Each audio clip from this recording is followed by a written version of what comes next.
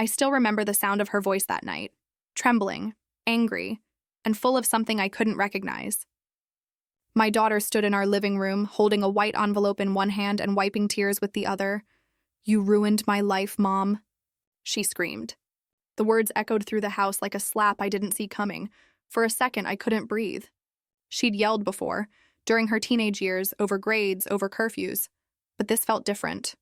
This was final. Like something had already been decided without me. When she threw the envelope on the table, I picked it up. It was thick, elegant, and faintly perfumed. A wedding invitation, her wedding, my heart sank. I hadn't even known she was seeing someone. Before I could speak, she said, "Don't come. You've done enough damage." Then she walked out, heels clicking like a countdown, and the front door slammed behind her. For hours, I just sat there, staring at that envelope. I couldn't tell if I was more hurt or confused. What had I done that was so unforgivable? Why would my only daughter want to marry a man without telling me? That night, I realized this wasn't just about love. Something else was buried beneath her anger. And if I wanted to find out what truly happened, I'd have to open that invitation and step into a part of her life I didn't know existed. Her name is Clara. My only daughter, my pride.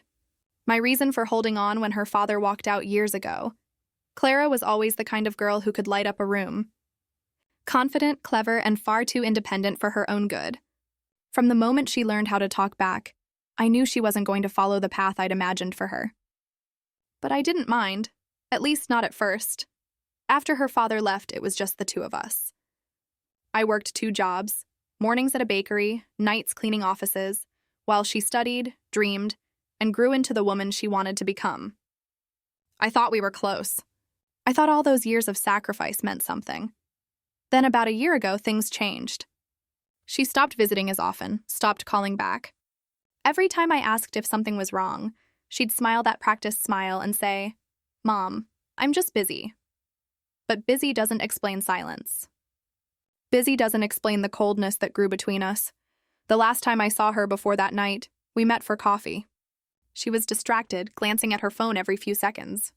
I tried to joke, "You've got a boyfriend, don't you?" And for the first time, she didn't deny it. She just said, "It's complicated." That's when I saw it, a small golden ring on her finger. Not flashy, but new. I didn't ask questions. I didn't want to push her away. After all, she'd always promised to tell me when it mattered. Now, standing in my kitchen with her wedding invitation in my hands, I realized she'd broken that promise. The card said, "You are cordially invited to the wedding of Clara Hill and Marcus Reed. Date, June 14th, venue, the Grand Linden Estate, Marcus Reed." The name felt familiar, but I couldn't place it. I'd definitely heard it before. The next morning, I called one of my old coworkers from the cleaning company, Denise, the kind of woman who always knew everyone's business before they did. "Marcus Reed?" She repeated. "Oh, honey, isn't that the guy who owns those real estate firms downtown? The one all over the news last month for that lawsuit?" My stomach tightened. I looked at the ring in my memory. Gold, simple, but expensive in a quiet way. Clara had always wanted stability. A future without the struggles I went through. But this felt wrong. Still, part of me hoped it was a misunderstanding. Maybe she really loved him. Maybe she just wanted to handle things on her own. But then I looked again at the handwriting on the invitation. My name wasn't written by her. It was printed, like an afterthought. Like I was just another guest. I told myself I wouldn't go. That I'd respect her wish to stay away. But deep down, I knew I couldn't do that, because a mother's instinct doesn't fade. It sharpens when something feels off. So, a week later, I bought a modest dress, borrowed a pair of heels from Denise, and told no one where I was going. I was going to see my daughter get married, even if she didn't want me there. And even if what I found waiting at that wedding changed everything I thought I knew about her. And myself. The day of the wedding was bright, almost cruelly beautiful.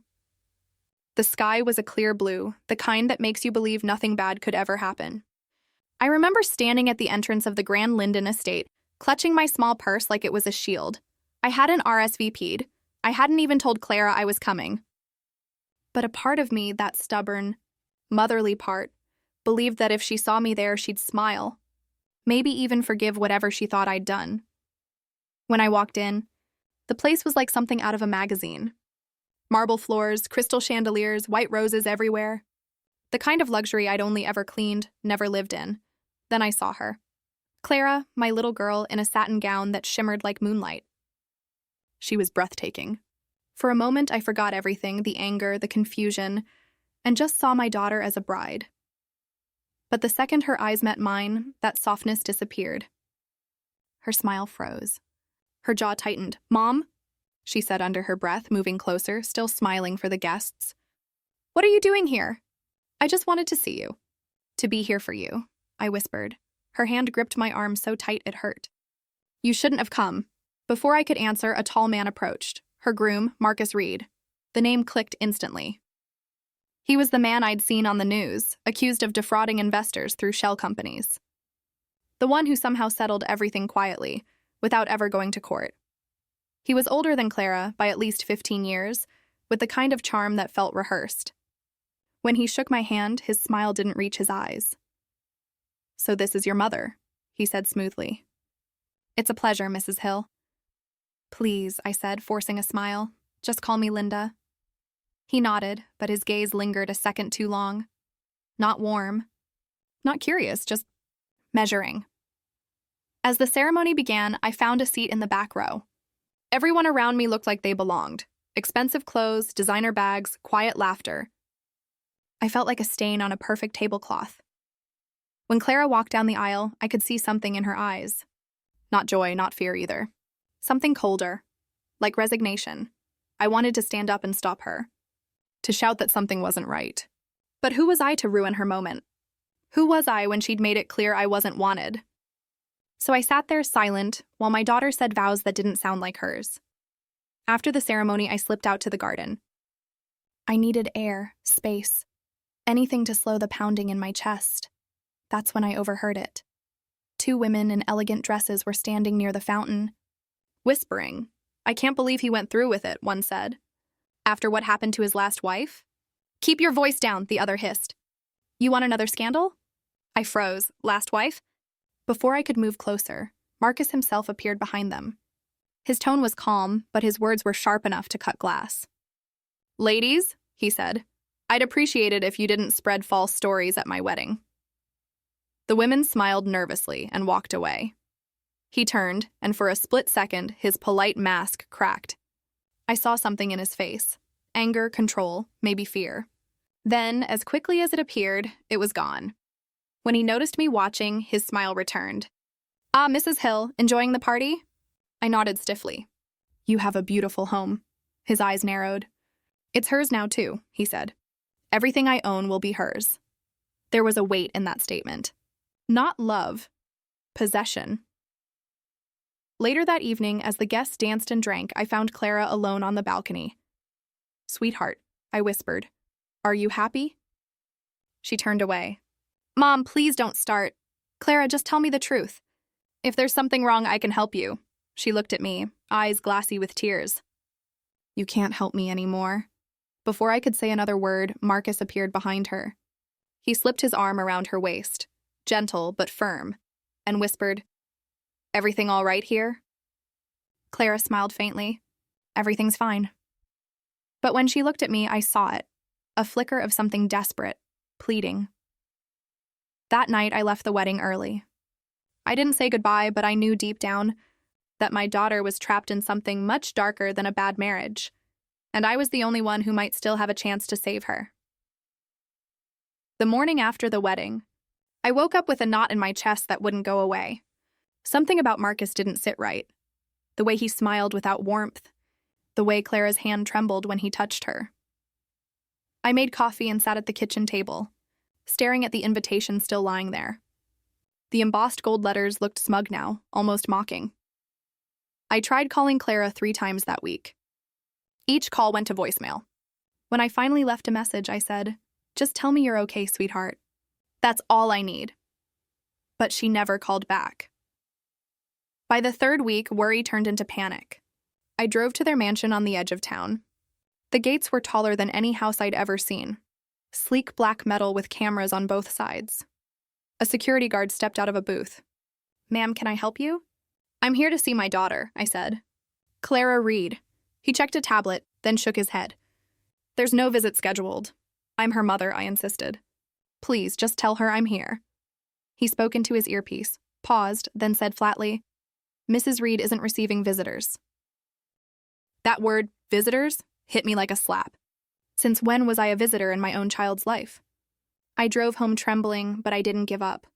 I started searching everything I could find about Marcus Reed. Old news articles, business records, even archived social media posts. And what I found chilled me. His first wife, Helena, had died under mysterious circumstances. A boating accident, according to the report. But the photos told a different story. She'd filed for divorce 2 weeks before her death. Police had investigated, but the case was quietly closed. No charges, no follow-up. I printed everything and spread it out on my kitchen table like a puzzle. Every piece pointed to one truth. My daughter was in danger. That night, I sat in the dark, wondering how to reach her. Then my phone buzzed. A text from an unknown number. Mom, don't call. Don't come. I'm fine. Please trust me. But I could feel it through the screen. She wasn't fine. So I did something I never thought I'd do. I went back to cleaning houses, not for money this time, but for access. Marcus's estate hired several cleaning companies for maintenance.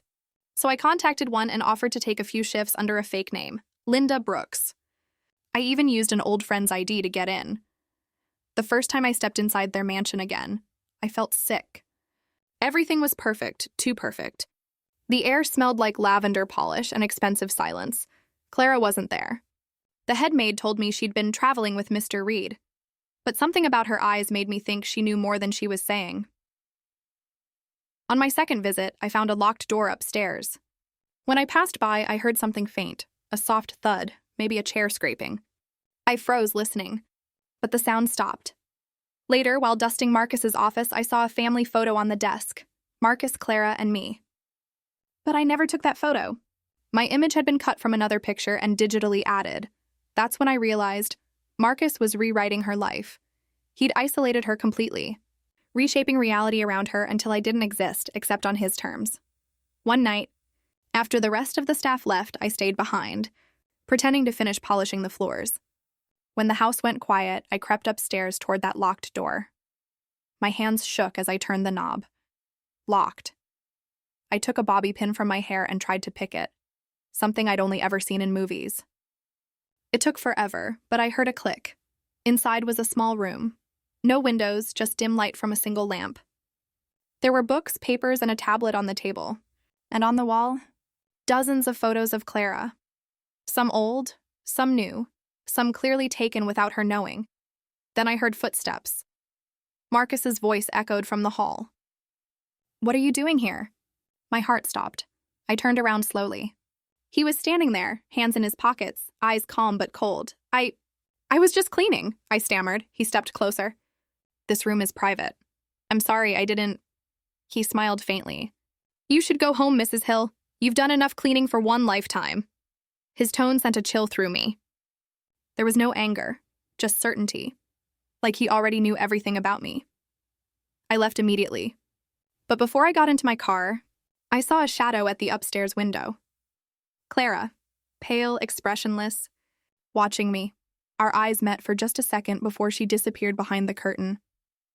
That night, I couldn't sleep. I kept thinking of her face, hollow, like the light had been drained from it. So, I contacted the only person who might listen, Detective Ross, a retired cop I used to clean for. At first, he thought I was being paranoid. You sure you're not just imagining the worst? He asked gently. But when I showed him the articles, the fake photo, the text message, his expression changed. All right, he said. If you're right, your daughter's in real danger. But we'll need proof, not suspicion. Over the next 2 weeks, Ross helped me set up a small camera hidden in a pen. I went back as a cleaner one last time. When I entered the house, Clara was finally there. She looked thinner, quieter.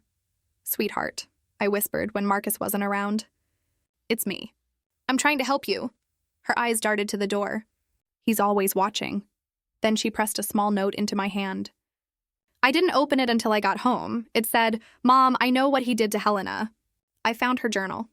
Please don't come back. He'll hurt you too. That's when I realized this wasn't just about saving her. It was about surviving long enough to expose him.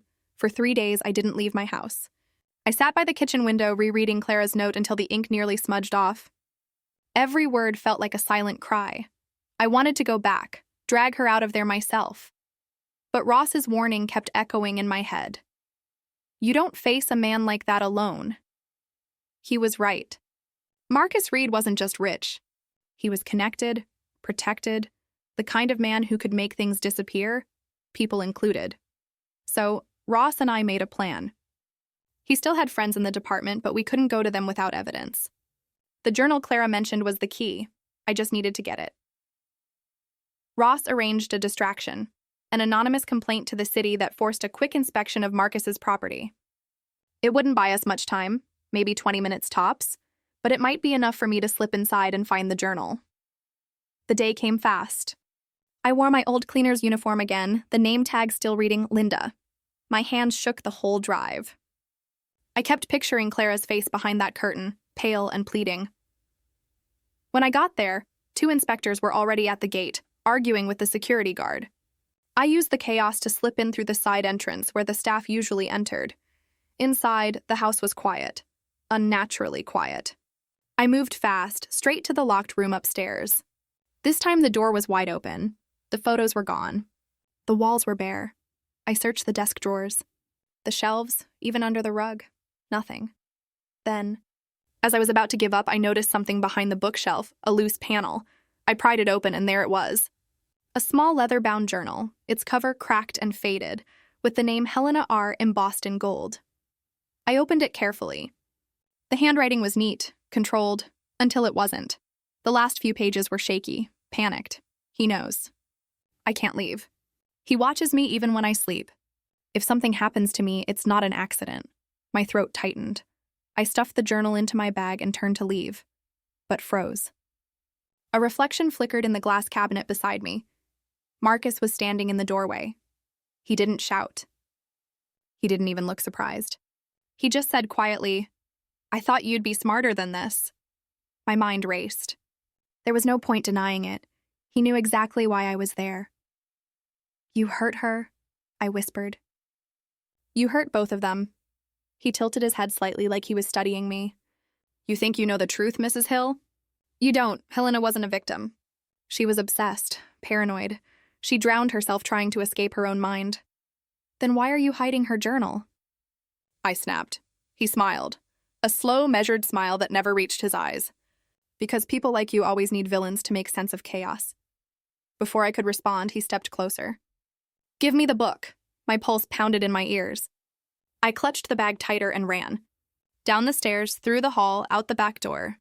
I could hear his footsteps behind me, calm, deliberate, like he knew I couldn't outrun him. But I didn't need to outrun him. I just needed to get to my car. As I reached the driveway, a voice shouted, "Freeze!"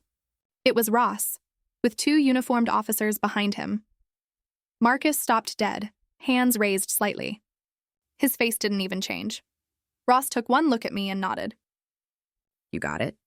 I handed him the journal. Marcus's lawyer showed up within an hour, all smug confidence and expensive cologne. But for the first time, I saw something different in Marcus's eyes. Not fear, but annoyance. Like we were inconveniencing him. They couldn't arrest him that night. Not yet. The journal alone wasn't enough. But it opened the door for investigation. A few days later, the police found more. Hidden accounts, false statements, and evidence that Helena's accident had been staged.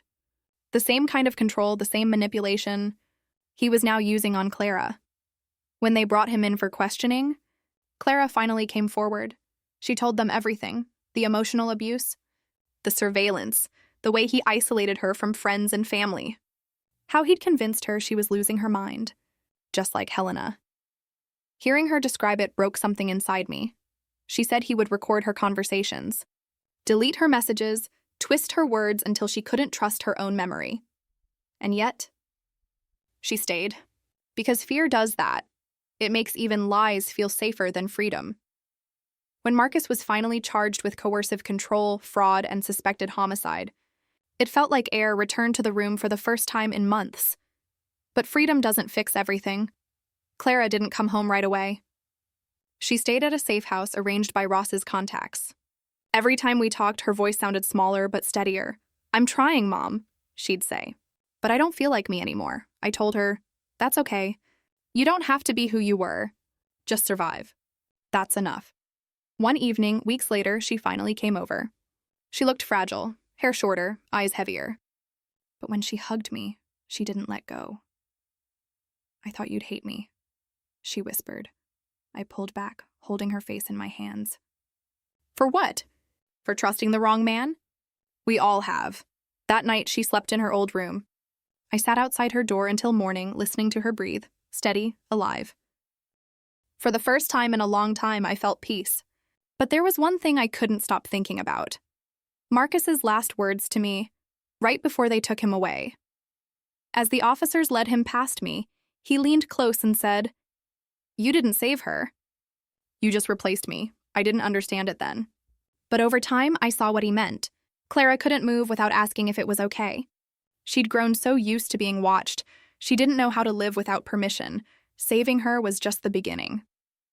Healing her was something else entirely. When they finally led Marcus out in cuffs, the courthouse felt like a place that had been holding its breath for months and could finally exhale. I sat in the gallery with Ross and a silent stack of documents we'd collected, Helena's journal folded at the bottom of my bag like a secret talisman. Clara didn't come to the first hearing. I understood that. She was still learning how to be outside the shadow he'd cast over her life. The prosecution didn't rely on a single dramatic piece of evidence. They laid out a pattern. The bank accounts, the fake companies, the altered photos, the surveillance logs, the medical records Helena had tried to hide. They showed how Marcus had created a life for himself that looked ordinary on the surface and violent underneath. Watching the slides, I felt both vindicated and hollow. Vindicated because the truth was finally being told. Hollow because what they revealed could not bring back the years he had stolen from Clara, or from Helena. Marcus's lawyers performed their rehearsed routines, twisting words and pointing at motives, at mental illness, at coincidence. But the jury watched the pages of Helena's journal as if they were looking at someone else's dying light. When the verdict came, guilty of coercive control, fraud, and culpable behavior leading to Helena's death, the sound in the courtroom was less a celebration and more a relieved, exhausted release. No cheer, no triumph. Just a long, shuddering exhale. The sentence didn't make the past right. It didn't turn back days when Clara sat alone and told herself it was her fault. But it did something necessary. It named what had been done and put a price on it. Justice, in the slow, imperfect way it moves, had finally spoken. Clara and I rebuilt quietly. She didn't rush back into the life she'd left behind. She honored the distance she needed. Some days she was angry at me for not seeing the signs sooner. Sometimes she cried about the years she felt numb, but she also started to laugh again in small, jagged bursts that grew longer with time. We went to therapy. We slowly opened old boxes of photos, not to fix the past, but to sift through it, to find the parts of her that still belonged to her and not to him. People asked if I forgave myself. The truth was messy. I woke up some mornings with guilt heavy as a stone in my chest, and other mornings with a steady, quiet pride that I hadn't given up. I learned how to hold both feelings at once, to be accountable and to stop punishing myself for what I hadn't known. Clara needed me lucid more than contrite. She needed someone to stand steady while she relearned trust. The in-laws who'd once sniffed at me hardly knew what to say. Some apologized in that clumsy way people do when they don't know how to repair what's been broken. Some didn't apologize at all. Marcus's circle shrank quickly. People who'd been eager to be seen with him drifted away when the headlines turned. Wealth, it turned out, was a thin coat that doesn't keep out truth. When Clara returned to her life bit by bit, a friend's dinner here, a short trip there, she often called me before and after. One night, months after everything started, she stood at my doorway with a box of her things and a silence that felt like an offering. We didn't speak for a long time. Then she said, "I don't want this to define me." "Mom," I put my hand over hers, felt the bones and calluses that made her me, and said, "Then we'll make room for what will." There were practical things to do. Changing locks, removing hidden devices, closing accounts, cleaning out the small ways he had left his presence in her life. Those felt like the honest work of a life that had been invaded. Slow, repetitive, necessary. Each task was a small victory. Each victory made us a little less frightened of the dark. Sometimes people asked what I learned from all of it. as if you could wrap years of fear and survival into a neat moral. I told them this instead, that love can be blind in the most ordinary ways, not because we are stupid, but because the people we love often rewrite reality until we confuse the story they tell for the truth. I told them that silence is not always peace. Sometimes it's a ceiling that traps you. I told them that justice is seldom tidy, but it is a kind of light. On quiet afternoons, I would sit on the porch and watch Clara across the street at a little cafe, smiling at someone alive in a way she hadn't been for years. Those small moments were the ones that mattered. Not the courtroom drama or the newspaper headlines, but the way she squeezed my hand when she was nervous, the way she sang along to a song off-key and laughed at herself. Marcus will do the time he's given. That's not enough to make the ledger balanced, but it is something solid. The rest, the repair, the reclaiming of a life, belongs to Clara and to the long, patient work of living again. If there's a final thing I can hold up like a lesson, it's this. Protection isn't always heroes or dramatic rescues. Sometimes it's persistence, the stubborn willingness to keep watching, to keep asking questions, to keep showing up even when doors are closed. I don't pretend our scars aren't there. We have them. We name them. We carry them. But we carry them together now, and that has become quietly and fiercely enough.